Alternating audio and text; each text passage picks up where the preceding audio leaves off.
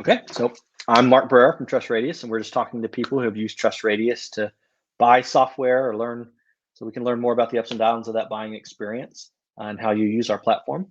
So we're just looking for honest feedback of your usage of TrustRadius and the software purchasing process in general. So to kick this off, can you briefly describe your role in your company? Sure. I am a web developer and web designer specifically for the marketing team at my company. So it's my job to manage the design and development only for the website itself. I don't work on client stuff.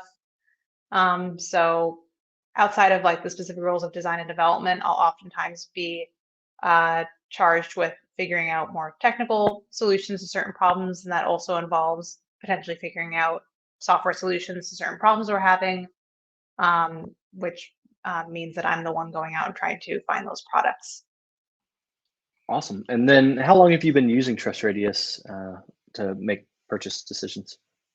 Oh my gosh, you guys have been around for a while. I mean, it must be maybe 5 years. Awesome. Well, we appreciate that. Yeah, not a problem. And then what is the typical size of a buying committee when you are doing a software purchase?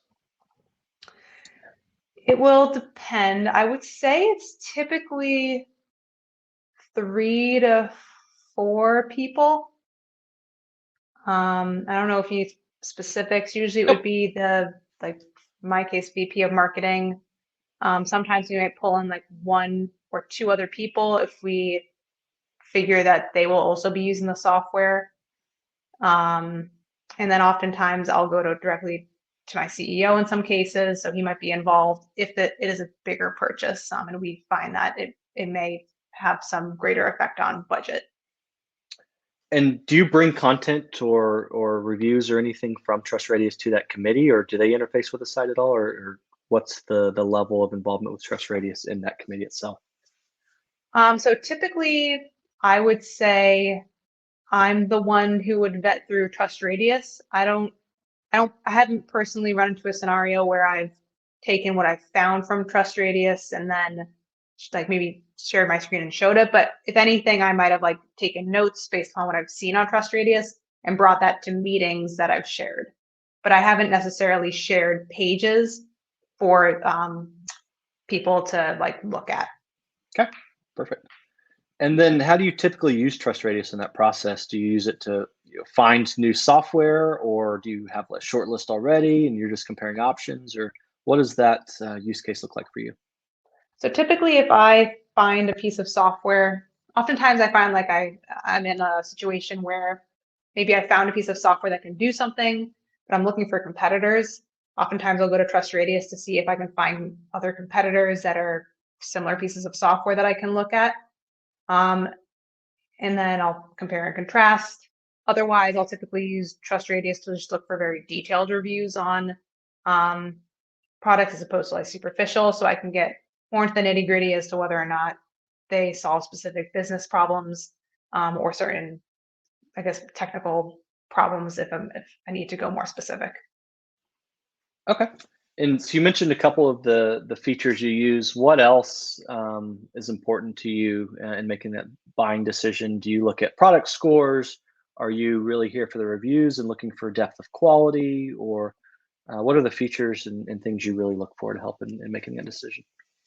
I'll typically look at reviews definitely. I'll look at what do you call it, like the general like features list, like what are the like the check marks of the things that they necessarily have or what they have. I'd say I tend to go more into definitely more into the reviews though. I like to see like kind of like the really big details of like, what were the pros of this or the cons of this? What business solution does this solve? Um, and I can't remember like what if there's ROI if I need to necessarily care about that. I would say it's probably more in the reviews, and then I do like to, I'm like blanking on what they all are right now, but like I do like to look at like the overall overview of like features or things like that that the software might have. Um, yeah, I guess that would be everything. Okay, perfect. And then how much do the scores of either the product itself or within the reviews matter to you, or are you more concerned with quality content as you've described? I guess for the scores, if I see something that is trending towards the lower side, I guess if anything that, what would I say? It kind of like causes a sense of like, oh, like why, what would be the reason for somebody to score the software like that? And I'd oftentimes like want to look into that a little bit more. So if anything, I would probably use those reviews as like maybe baselines for like what reasons the software might not be a good idea. And if those people are having problems that I think I might run into based upon like what I need to do with it. Okay. Could you describe a time when information from TrustRadius directly influenced a purchase decision? Let's see, something recent. I would say one of the things I needed to do somewhat recently was I needed to find, what would you call it, like a built-in, um, like a search tool basically for like something that could be implemented into the website that could be used to kind of index our pages and create like a search solution like for our pages and whatnot. So I kind of was running into an issue where I really wasn't able to find many products that could do that. So I remember going onto TrustRadius and trying to look up basically a slew of like keywords that would hopefully bring up different types of software that would be able to succeed in that, whether it was like search engine software or other search indexing platforms, things like that. I basically use that as a way to kind of like accumulate like a list of different products that might be able to solve for that. And then I remember going through at least the websites and a bit of TrustRadius like one by one to try to figure out like, are these what I want? Like, what are the pros and cons? Like, I remember looking at one that was just better for enterprise stuff, and TrustRadius helped me figure out that that was going to be one that maybe wasn't going to fit us because we're not an enterprise company. And it helped me figure out ones that were maybe better for SMBs or businesses like of that size, and that maybe that would be a better fit. Oh, you're muted, Mark. Sorry. And then how influential would you say TrustRadius is in a decision like that? Are you looking for like a scale on 1 to 10 type of thing, or Yeah, maybe however you view that. I guess another way to ask it is if you didn't have that content, how confident would you feel in that decision, and what role does TrustRadius play in making that be a confident decision? I guess I would say it does a couple of things. I guess one, it helps me speed up my decision, um, as opposed, because I might be struggling to find what I'm looking for, and TrustRadius would just help make that easier. And two, I guess in terms of how confident I feel and maybe what I'm seeing on the website, I typically feel like I can pretty confidently. I don't know. I don't think the reviews are necessarily false. The only ones that I might like tend to stray away from are ones that are very short. If it's just like, I love the software, it was great, it helped us, like that doesn't really give me much quantitative like information. But if it's somebody who happens to be more detailed, then obviously I'm gonna look to those reviews more. So I mean, if I had to scale it, I guess I could say, I mean, probably a 9 out of 10. I guess I try to figure out what would make that go higher, but I would say a 9 out of 10. Okay. And then have you used other platforms like TrustRadius or other review sites? And if so, how would you say TrustRadius compares to those? Um, in the past, I've used G2. I know there's what's the other one is Captera. I feel like I haven't really used them in a while. I feel like I don't know if they fell off or I just haven't seen them around. But G2 I've used in the past. I feel like I tend to come back to TrustRadius though specifically because I like the UI of it. Um, and I don't know and how everything is laid out. And I think it's just been, I don't know, it's one of the ones that's more top of mind for me as opposed to G2. Um, Aside from those three, though, or you and the other two, I can't think of any other ones. Okay. And then aside from review sites, what other sources do you use in making a purchase decision? What else helps inform that process? Obviously, definitely the website itself. Like I go to the website and try to review up on anything they have on like how to use the tool, what it's about, is it going to fulfill what I need. In terms of other things I'm looking at, that I try to look at, I'll sometimes maybe try to look at blog articles, if there are review blog articles that accumulate like top 10 or 10 or 10, 20, whatever, best, whatever it is. And that can sometimes help. In terms of anything else, if I can find, what would it be? Although I feel like I don't use this as often, customer stories or customer, yeah, I guess customer stories on like how something was used, which I guess you would typically find that on the website itself. Those also can help because I'm able to see a real world application of the tool or product. Got it. And on TrustRadius, we have a lot of different features, of course, but we do also give out awards to different products. We have our top rated awards. We have best of based on different features. Is that something that matters to you, or you lend any credence to in making that decision, or no?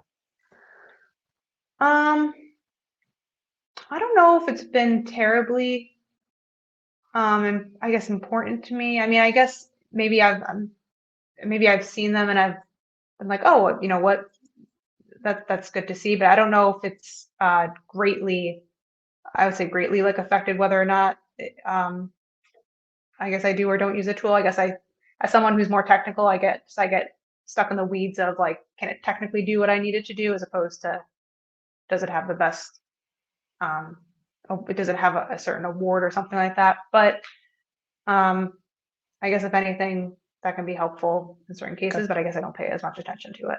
Yeah, it sounds like from what you've said so far, really you're looking for depth of content, quality of content from people like you in similar types of organizations or solving similar problems, if I'm hearing you correctly. Yes, that would be correct. Okay, perfect. Is there anything about TrustRadius you feel could be improved, or features that should be added, or anything else you think would really better support your software purchasing decisions?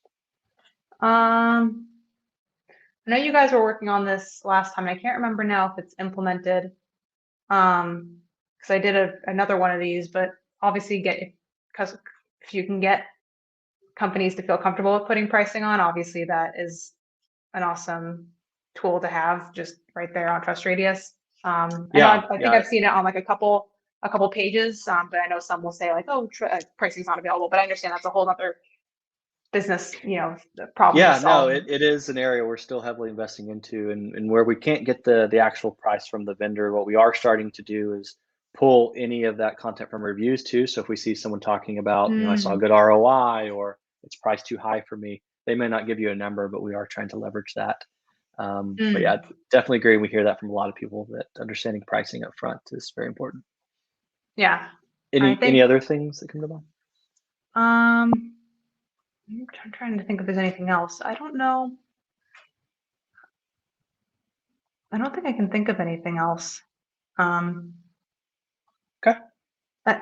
Yeah, I mean, maybe, no, I guess you guys already do that. No, I can't think of anything. Okay, perfect. And then putting TrustRadius aside, are there any trends, either good or bad, that you see when making software purchases, seeing decisions, or things that vendors do that you like or don't like, or anything else related to that process? I would say two things for me are, I hate it if, and I'm sure you get this from most people, I hate it if I can't trial the product first. I hate if I have to go through like a sales rep first in order to maybe see a demo or something like that. I would much rather just have like a 7-day free trial, even if I have to put my credit card in, like I need to sometimes just use the tool myself. And then the second would be, I just wish sometimes the vendors put even just a ballpark range of pricing. If you're not necessarily a company that has like a set of tiers, even just saying like, listen, these are the factors that are going to make the price go up. These are the factors that will make the price go down, but this is our range. And you can make of it what you will, which again helps, me disqualify or qualify them. And then I don't have to waste their time getting on a call only to have them say like, so it costs 30 grand like a month or something. And that to me is like total shell shock because I wasn't notified of that upfront. Perfect. Yep. And you're not alone. We definitely hear that from a lot of people. So I think anything they can do to avoid salespeople and get self-serve seems to be a topic. And to that point, we are adding features interactive demos and other things to our site to try to satisfy that where we can. Of course, we still need the vendors to Mm, participate in that as well.